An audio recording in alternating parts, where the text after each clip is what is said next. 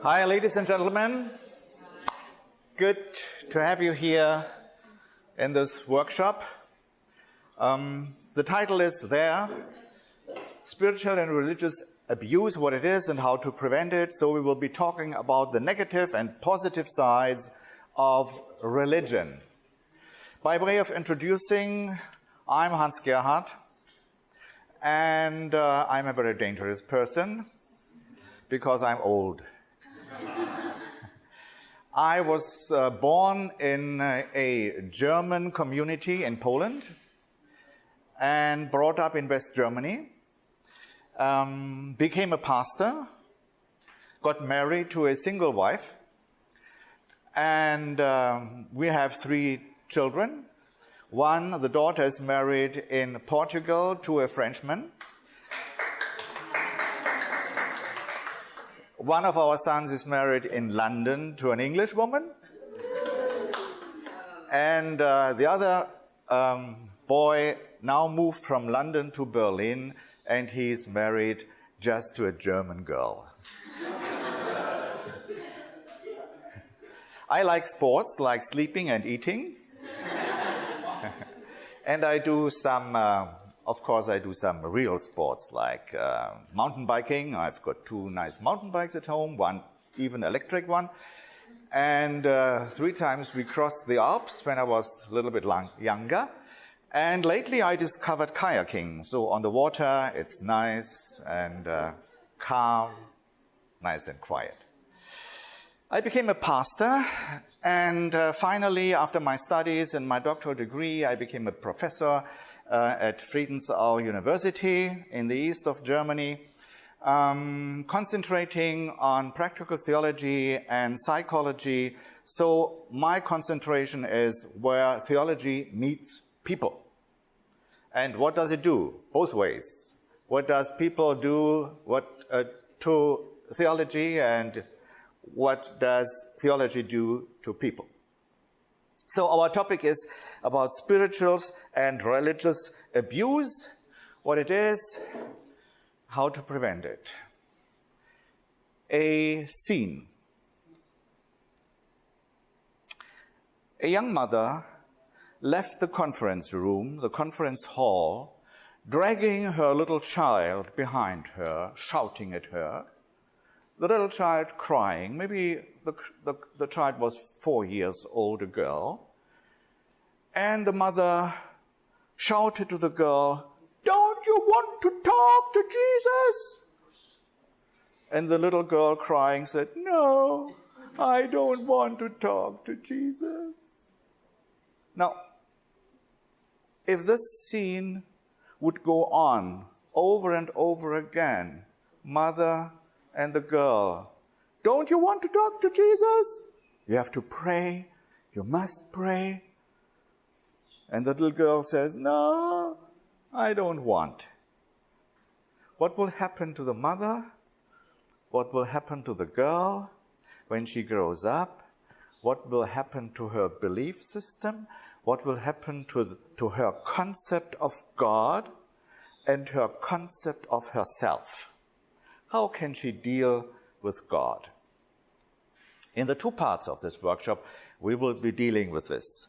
In the second part, we will be dealing with the games of anxiety and fear, because God is a very threatening person. He knows everything, and He's everywhere, even in our bedroom, everywhere. So it's not very nice. So how do we go about this ultimate threat? This will be in the second part. So I prepared something, so let me see if it works.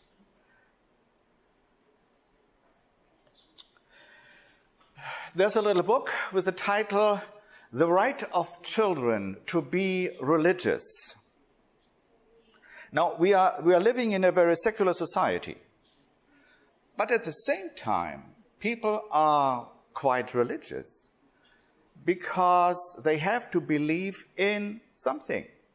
Maybe in stars, maybe in rocks, maybe in some rays from heaven may be in nothing, but they have to believe in something. So a sociologist said, we are helplessly religious. And the primary task of religion is not knowing. This is the task of science. The primary task of religion is orientation.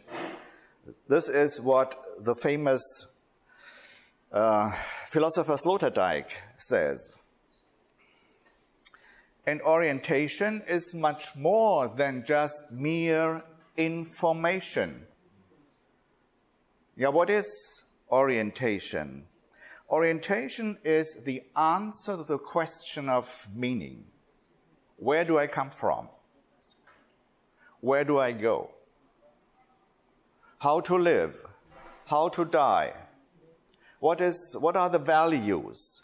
And where do the values come from? Which values should I adhere to? What is important for my life? This is orientation. Some people think we live in some kind of circle. You know, we go around. But sometimes it's important to leave the circle and go someplace and find your destiny, find your way, find your goal. And this orientation gives stability and security, maturity. Like Martin Luther said, here I stand. Here I am and here I stand. And I stand for justification of faith. There's a little book in German from a writer and editor of a newspaper, and the title of this book is, What Do You Stand For? In our open society, where anything goes, I can be married and not married and be divorced. I can be a man and be sometimes I want to be a woman, and I can be this and that. What do you stand for? Who are you?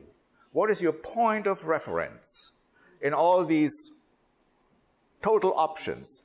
I like this society I live in because it's freedom, freedom of speech, freedom of to come together, freedom of religion, but it's so open. Anything is possible, and anything goes.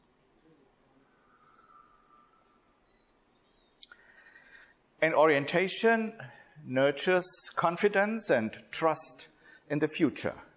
Now, since I'm oriented, I know what to believe, what not to believe, then I can go on to the future.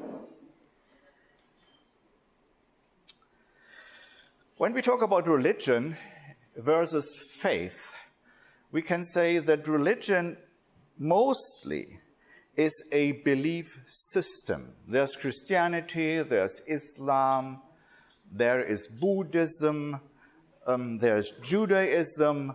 There are different kinds of religions. And when you study these religions, you find a belief system, sometimes very sophisticated and sometimes more basic, but it's a system of dogmas. Like in Islam, you have the 5 pillars.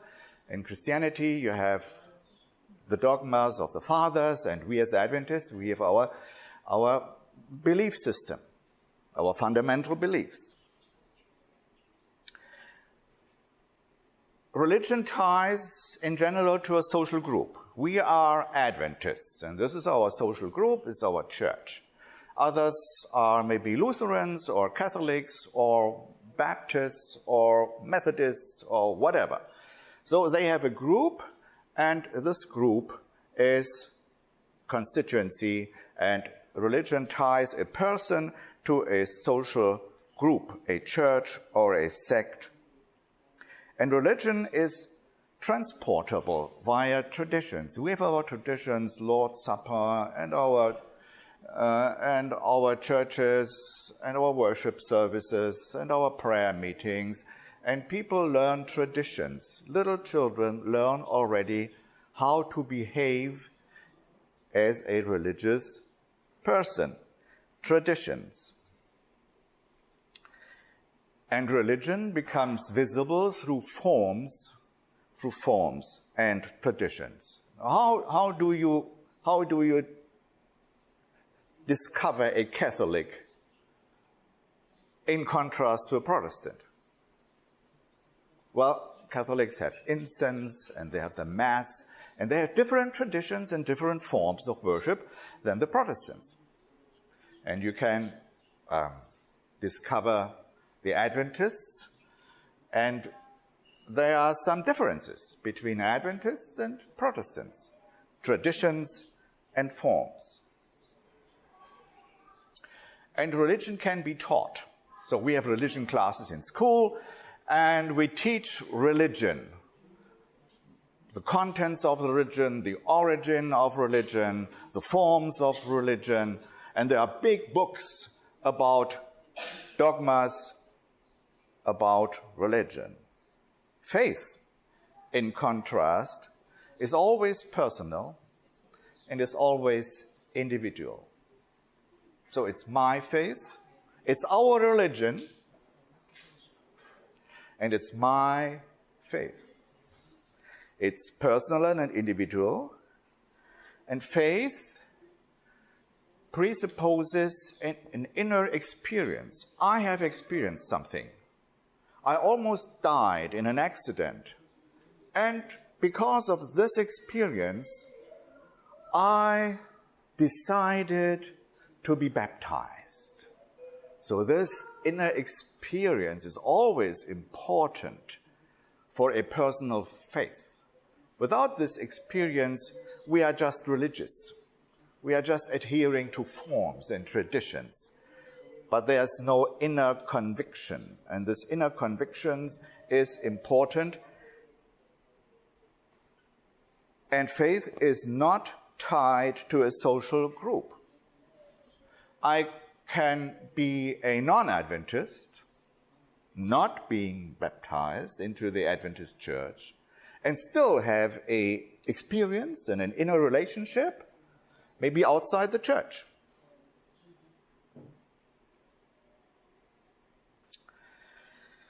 And I cannot transport or convey my faith to another person. I would very much like to transport it to my children, to plug it in their heads or something, connection, and I teach them religion, how to pray, how to sing, how to behave. I cannot teach them faith, because faith is personal. It's always individual, presupposes an own inner experience. So I cannot educate my children to faith. It's not possible. So I'm helpless as a parent, and I can only teach religion.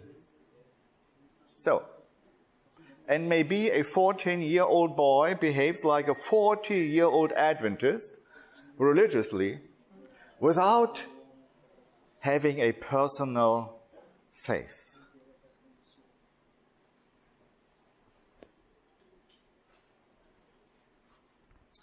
So there are no classes where I can teach faith. I can only talk about my experience, about my faith, and then it stops. Then I can pray to God that He may kindle through His Spirit a spark of faith in the other generation, in my child. But I have to leave it up to Him. These are my limits. My limits. And the more I press religion on the other person, the less they have a chance to develop their own faith.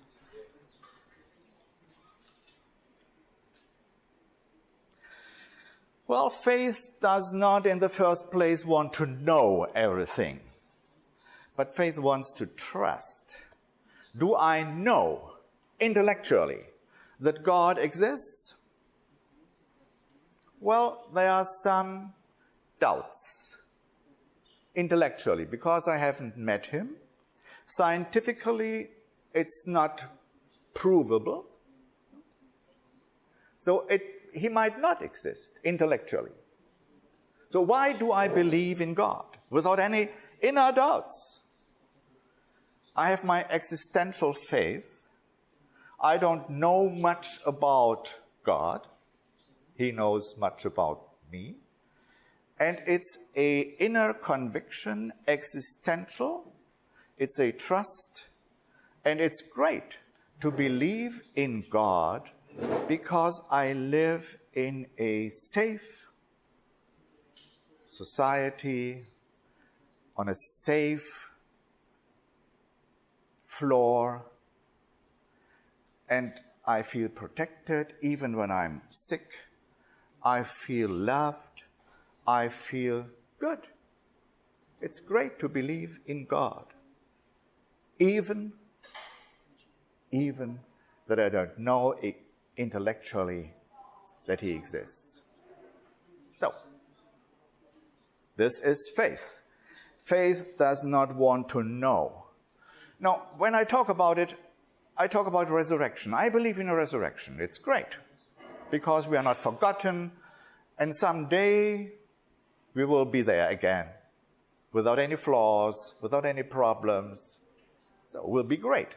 But how does it happen?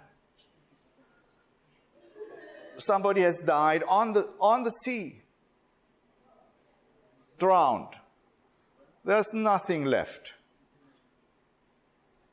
How will he be resurrected? And where? Will he jump out of the sea like a rocket? How will it happen? I don't know. I just trust that it will happen because God says so. I don't know how. Is it necessary to know how? No, it's not.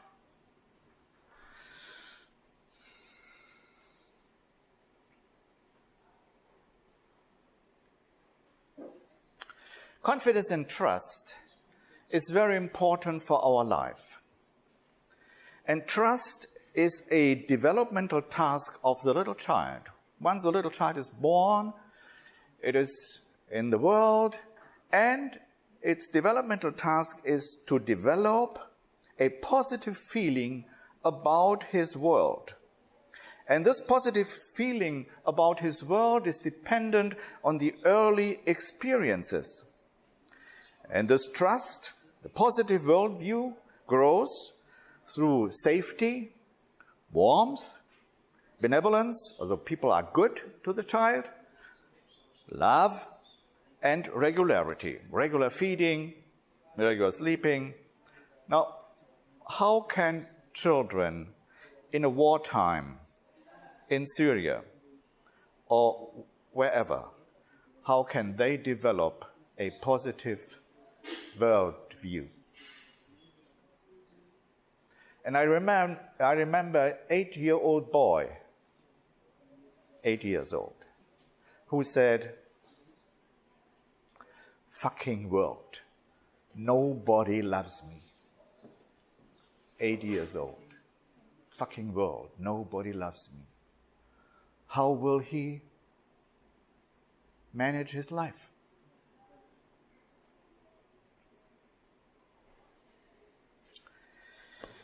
For our children, God, angels, and heaven, they elicit a positive response and positive feelings of protection. My grandchild, when she was afraid in the dark of the night, she had a protective angel next to her. And this protective angel, which she never saw, but she felt, was very important for her. Yeah? And my daughter didn't say, well, you don't see him, maybe he's not here. She always supported the child, your protecting angel is around you. Don't be afraid. God, angels, and heaven elicit positive feelings of protection and unconditional love. Even if the little child was not obedient to the mother, the protective angel is still there and is still around her and loves her and protects her.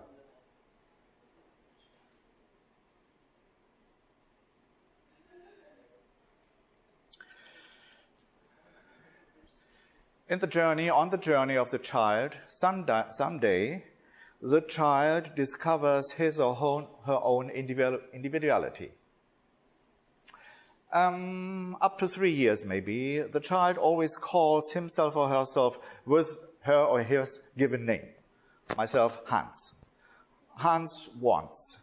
Hans doesn't like the soup and doesn't like to go to bed. Hans doesn't want. One day, Hans says no longer Hans, but he says I.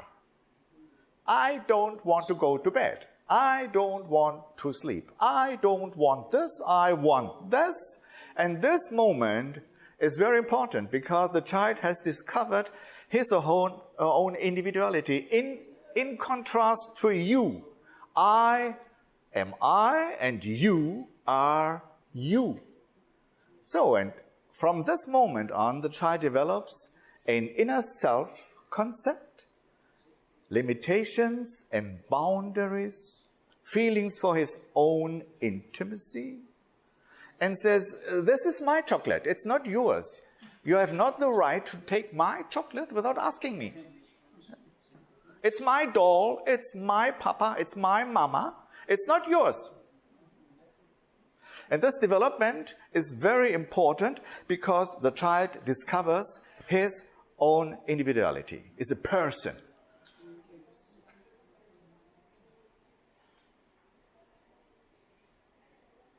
So, that's what we said already. The child establishes boundaries around him or herself, and the child learns social behavior as respect for the boundaries of other people. The others, your brother, has the same right. So if you don't want that he eats your chocolate, you have no right to eat his chocolate without permission.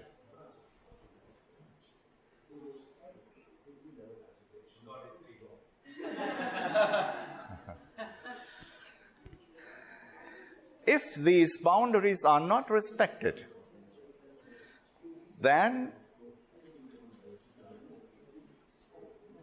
somebody speaking? Yeah? Like radio, something. Okay.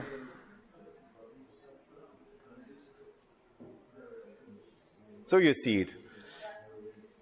If the boundaries are not respected, if the child discovers, oh, I'm not important, and what I want is not important, then the child loses him or herself through violation of the boundaries. In the next part, I will be talking more about fear and acceptance. And this is one of the main things for children and for adults in developing a positive religion. Unconditional acceptance is the deepest experience of a person. Now, when do you feel accepted? Usually we hear when, then. When you are obedient, when you go to church, when you pray, when you do this, when you don't lie, when you don't smoke, when you don't drink, when you don't have sex before marriage, when you don't and when you do, then you are accepted. And if not, so, and when this happens, we split our personality between the good and the bad, the light and the shadow. And we put the shadow down in the cellar and we are a split personality. Unconditional acceptance, we will be talking about next time, next session in Luke 5, is the basic experience and the deepest experience of a man, of a woman. It's like love. Love doesn't ask, is he rich? Is she rich? What about her bank account? No. Love loves. And sometimes we tear our hairs and say, how come? How can she love this guy? That's how love is, where love falls. So it's unconditional. It's like parents who leave a child which is handicapped, maybe even paralyzed, his whole life in a wheelchair. How come these parents love this child? Unconditional. The child will never be a genius, will never prove anything, will never be worth of the parents' love. It's just that the parents love this child because it's their child, without anything else. It's yes to man as a whole person. And when you are accepted totally, with your shadow, with your faults, then there is no fear anymore. Yes, and there is the integrity of a person instead of the defense mechanisms we'll be talking about later. Yes, there will be wrong behavior in a person, but wrong behavior, a child, leads to consequences, not to punishment. Because punishment seeks the person and the value of the person. Consequences is directed to the deeds, to what the child did, not to the person itself. So my little boy, we were on a bike ride and he rode his little bicycle and he got angry. So he threw his little bicycle in the ditch and he stamped with his feet on the wheels and the spokes were bent and the wheels didn't turn anymore. So the little bicycle was kaput. Broken. Now I got a little bit angry. I could have shouted at him, "You fool! I can never entrust anything to you. You're a bad boy. You'll never make it. Nobody loves you. You'll end up somewhere. Even God doesn't like you." And Jesus is very sad. Instead, I said, well, I'm a little bit angry, and your bicycle is broken. I will mend it. I will fix it, but not now and not today. You will have to wait until I have time. So, it's consequences. He's still my boy. I still love him. I didn't hurt his personality. I just was looking at the consequences. And consequences are necessary. I am in a very difficult situation. We'll be talking tomorrow about sexual abuse in our churches. I'm leading a task force. And sometimes we have to punish an offender. So, even maybe expel him from the church. And always we say, we still respect you as a person, and we cannot judge about you and your relationship to God. Maybe God has forgiven you. But there are consequences for behavior And in our churches, you cannot behave like this. Abuse children sexually. We will dispel you from our membership. These are only consequences. Consequences for behavior. We still respect the person. We don't judge. Not in the name of God. Just on a social basis.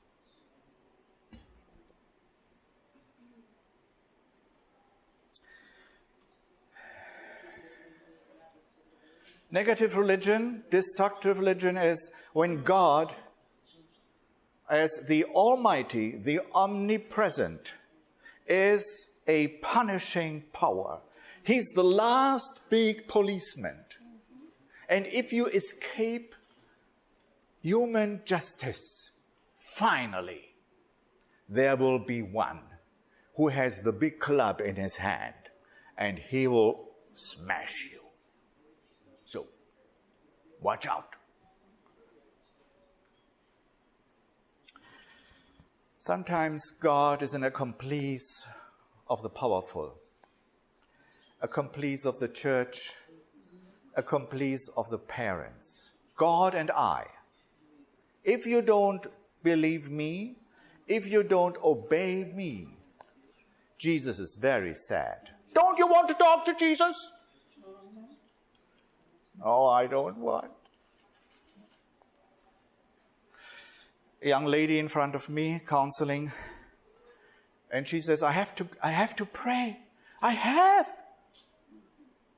But I don't feel like praying. I'm a little annoyed. I'm a little bit, I'm working in a cancer station with children, and children are dying. And why is God not protecting? I'm angry about God, but I have to pray. My pastor said, if you don't pray, you will be lost.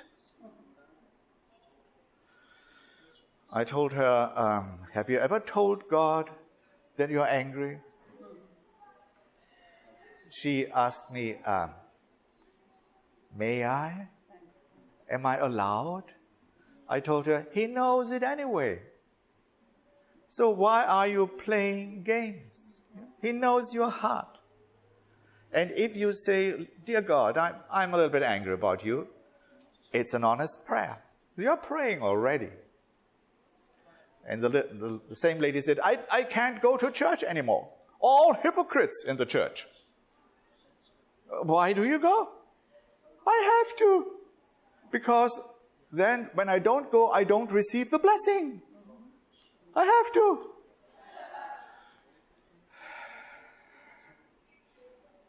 Did you ever tell God that you don't want to go? No. Do I have the freedom not to go? Yes. She goes to church. She prays now. But she doesn't pray out of fear. And she goes to church when she wants, when she feels like it. Not out of traditions anymore. And compulsive religion. And when a certain preacher is in this church, she doesn't go. Because this preacher is always threatening. I don't need this. Then she stays home. Sabbath. God is a accomplice of the powerful. Religion and forms are experienced as compulsive. You have to do it. If not, then you are lost. Religion as an agent of fear and anxiety. I'm afraid. I'm afraid. Like my wife, she was always afraid when she was a child. Because she learned that if she doesn't behave correctly, God will be angry about her. And her eternity is in jeopardy. And fear hinders self-acceptance, integrity, and trust. Positive religion, God is a good father or mother. the lost son, the prodigal son, still had a father. And the father still cared about him, even when he was at the pigs. Jesus is a constant friend. He's always there.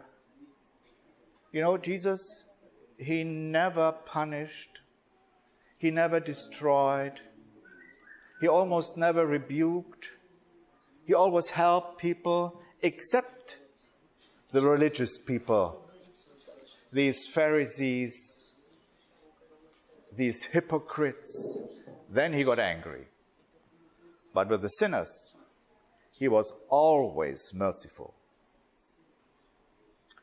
And we have to develop positive and meaningful rituals and traditions. You know, when I was young, some people said to me, you have to wake up in the morning at 6 o'clock and have your devotional and your prayer, because God is awake at 6 o'clock. 6 o'clock in the morning is my best sleeping time, you know. Is it meaningful for me? Has God an appointment at 6 o'clock in the morning and then he's gone? What are meaningful traditions? And the question is, we have to ask, why are we doing what we do? Why? Why? What is the reason? It's not enough to say, because we did it for the last 30 years. Or because my mother. Or my pastor. What is meaningful to you? We have to discover the meaning behind the traditions. Because traditions, they lose during the time their inner content and their meaning. It's just the outer form. And we have to discover the heart of the traditions again. Rituals are important. Prayer, maybe go to church, other things, important, good. But why? Why do we do this? Because of others, out of fear, or because it's good for us? And there is no exertion of power and force on other people, on you, on young people. Faith can develop according to maturity. So give me 5 more minutes and then we'll wind up this. How does faith develop? Now, when the child is a child, 3, 4, 5 years old, faith is mythological. Anything goes. You know, the cat can fly, and the doll can speak, and a wood block can be a car, or can be anything else. So everything is alive. You don't have to convince the 4-year-old child that Jesus could walk on the water. Well, my cat can also walk on the water. My cat can fly. So anything is possible. It's totally mythological. And you don't say, no, it doesn't. No. You leave the mythological faith of the child. Then the child goes to school, and the child learns 2 and 2 is 4 all over the world. It's not 5. 4 is correct. 5 is incorrect. A little girl from our relatives, she was in school, and she said 2 and 2 is 5. The teacher said it's wrong. And she said, but it was almost right. Almost right. But it still was wrong. So this is the age where right and wrong develops, and the concept of truth and not truth. So Santa Claus will be questioned. Maybe he is not real.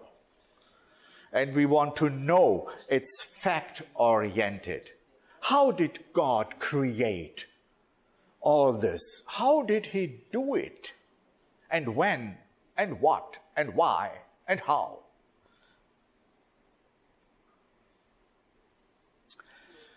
When they grow up, the teenagers, they are in a social group, and the faith, the religion of the social group is important. So, Pathfinder clubs. And in America and maybe other countries, when a religious class of 10 gets baptized, a single person cannot stand out and say, no, I'm not ready yet. The pressure of the group is there. So it's the faith of the group which is very much important. In your age, faith is accompanied by some doubts because of your own experience, my own experience. A boy says, well, I have problems with my sexual desires, masturbation. I promise to God I will never do it again. Please, God, take it away from me. God doesn't do it. You're still a man. You have still your desires, your hormones, and you still do it. You say, I feel guilty. I'm hiding. God doesn't like me anymore. I promise, but I can't do it anymore. So, sexual awakening. And girls have their own problems. Am I good enough and pretty enough? What should I do? And then maybe somebody died in your youth group, cancer. You prayed and prayed and prayed, and she died. What about our faith? When you were 10 and 11, you said, when you pray, God will protect you. It's easy. Now, you prayed, and your friend died. So, trouble. You come into doubt. What now? Is it true? Is it no longer true? And you have to reaffirm, to modify your faith from the factual faith of the 10-year-old to the existential faith of the mature person. I don't know, but I still cling to God. I don't know. And sometimes there is no meaning behind it. There is no meaning behind a child which is born crippled. Should the parents learn anything? Should the child learn anything? The disciples come to Jesus and say, who has sinned? The blind man, he or his parents? And he said, silly question. Neither he nor his parents. And then when you are adult, then there's the chance of an existential individual faith, and this is orientation and no longer just mere information. I don't know when Jesus comes, and I don't care.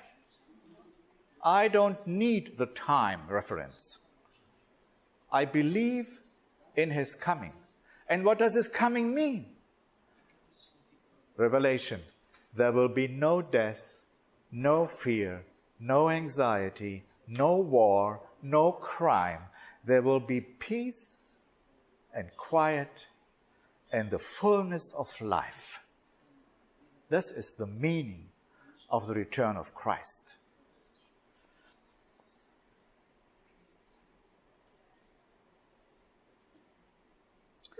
So Jesus and the children, he promises to them the kingdom of heavens. He sets them as example before the disciples.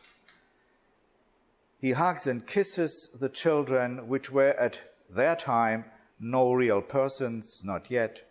Jesus blesses them and Jesus protects them. This is what Jesus does. Final thoughts. The objective is accompany the person on her or his journey of faith. Be thoughtful of developmental phases. Live a trustful relationship. Acknowledge own faults and ignorance as a parent, as a grown-up and show integrity of faith. Final thoughts. Ellen White says, nobody has ever been converted through threat or punishment. Nobody. Know you not that the goodness of God leads to repentance, the goodness of God, not the threatening God. The goal of education is, Ellen White, Education, page 17, every human being created in the image of God is endowed with a power akin to that of the Creator. Individuality, you are you. Power to think and to do. It is the work of true education to develop this power, to train the youth to be thinkers and not mere reflectors of other men's thoughts. You are you, you can think, you can believe, and develop a positive religion towards God. This is the goal. Thank you for your attention. See you in a couple of minutes.